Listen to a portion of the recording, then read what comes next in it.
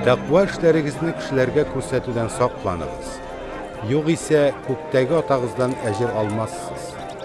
Шуңа күрә садака биргәндә ул хакта кычкырып йөрмә.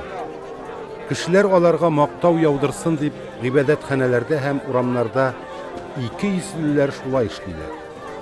Сезгә хак сүз әйтәм.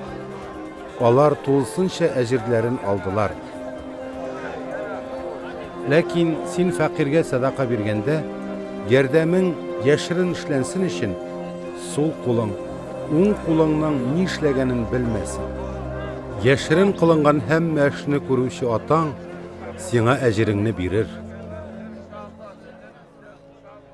Гайсаның дуга кылырга өйрәтүе. Дуга кылганда ике йөзлеләр кебек булмагыз. Алар барысы да күрсен дип гыйбадәтханәләрдә һәм юл чатында басып дуга кылырга яраталар. Сезгә хак сүз әйтәм. Алар тулысынча әҗирләрен алдылар. Ә син дуга кылганда бүлмәңә кирип, артыңнан ишегеңне яп һәм күзгә күренмәгән атаңа дуга кыл. Яшерен кылынган һәммә эшне күрүче атаң сиңа әҗереңне бирер. Дуга кылганда мәҗүсиләр кебек буш сүзләр әйтмәгез. Дугаларыбызда күп сүзләр әйтсәк, илаһларыбыз безне ишетер дип уйлыйлар алар.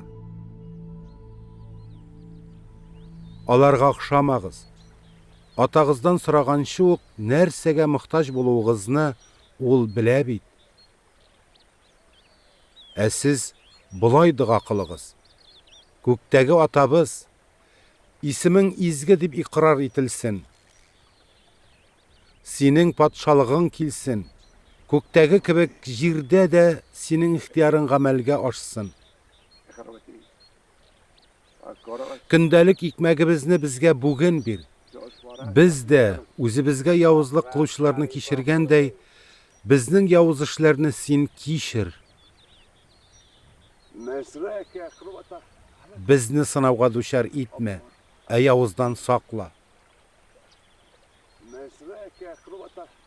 Кешеләрнең гаеп эшләрен кичерсәгез, күктәге атагыз сезнекен дә кичерер.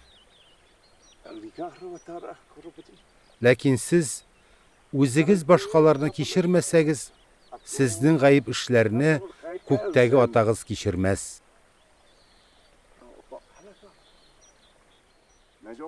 Ураза тотканда ике йөзлеләр кебек караңгы чырайлы булмагыз. Үзләренең ураза тотуларын кешеләр күрсен дип, алар шулай моңсу булып йөриләр. Сезгә хак сүз әйтәм. Алар әҗирләрен тулысынча алдылар. Ә син исә ураза тотканда чәчләреңне майла һәм битеңне ю. Шунда синең ураза тотуыңны кешеләр түгел, күзгә күренмәгән атаң гына күрер. Яшерен эшләнгән барча эшләрне күрүче атаң сиңа әҗереңне бирер. Җирдә үзегезгә байлык җыймагыз. Анда аны кия тапый, ул тутыга, караклар урлап чыга. Әмма сез хәзинәне күктә җыйгыз.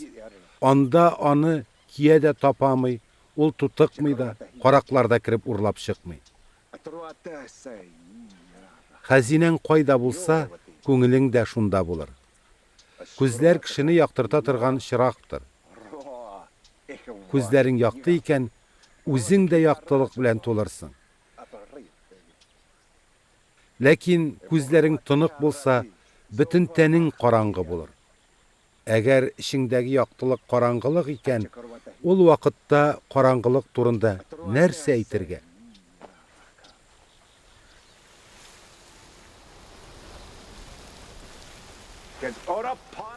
Берәү дә ике хуҗага хезмәт итә алмас. Берсен яратмас, ә икенчесен яратыр. Берсенә тугры булыр, ә икенчесен санга сукмас.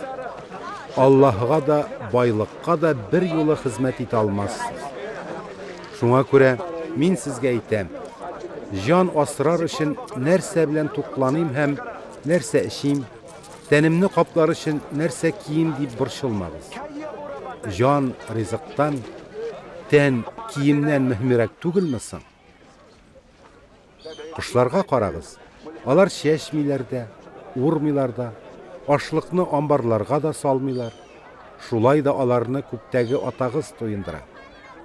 Сез кошлардан кадерлерәк түгелмисең?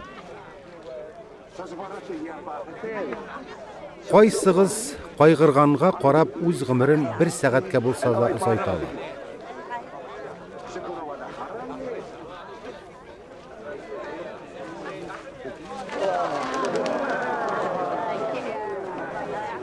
Кием өчен ник борчыласыз? Кыр чәчәкләренә карагыз. Алар ничек үсәләр? Эшләмиләр дә, эрләмиләр дә.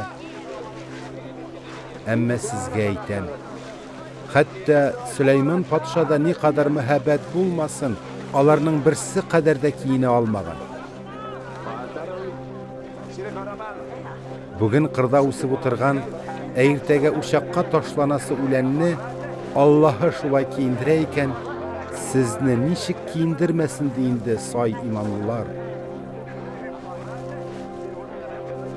Шулай итеп, ни ашарбыз, ни ишәрбез, ни киярбез дип борчылмагыз. Мәҗүсиләрнең төп кайгылары шулдыр. Буларның һәммәсенә мохтаҗ булуыгызны күктәге атагыз белә.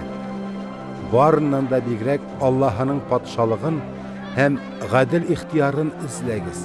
Һәм буларның барысы да сезгә насыйп ителер. Иртәгә булачак көн өчен борчылмагыз.